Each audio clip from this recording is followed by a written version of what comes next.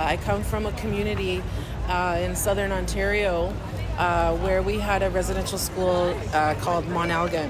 So essentially, every family member pretty much that I've had has been in that institution. For me, I never thought I would see this day. I never thought that I would actually see this day, that we would be celebrating, the lives, of our survivors. It's a recognition of respect. It's the recognition of lost lives.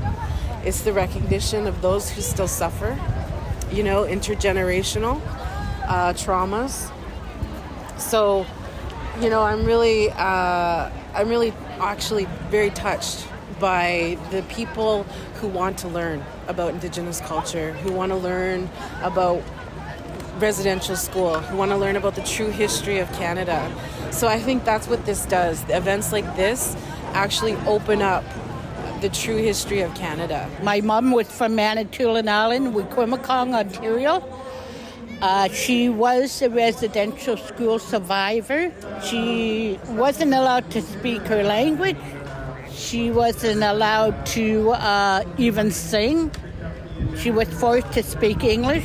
She been sexual abuse. Yeah, it hurts a lot because the next generation, like me and my grandchildren, we deal with the pain. When I tell my grandchildren my feelings about my mom or the story about my mom, what happened in residential school, they'll say, "Why do you talk about it, Grandma, if it makes you upset?" I said, I don't mean to be upset, but I like to talk about Grandma, the pain she went through, what she went through. You girls got to learn what happened. Yeah, we have all of this pain, but let's learn from it. Let's together put our best minds together to make it better so those future generations coming can inherit a happy, safe, clean, beautiful, peaceful, loving home. I always carry this turtle because this represents my creation story. Represents Mother Earth and Turtle Island. So there's a lot of knowledge that is in here. We talk about reconciliation, but it's hard to reconciliate when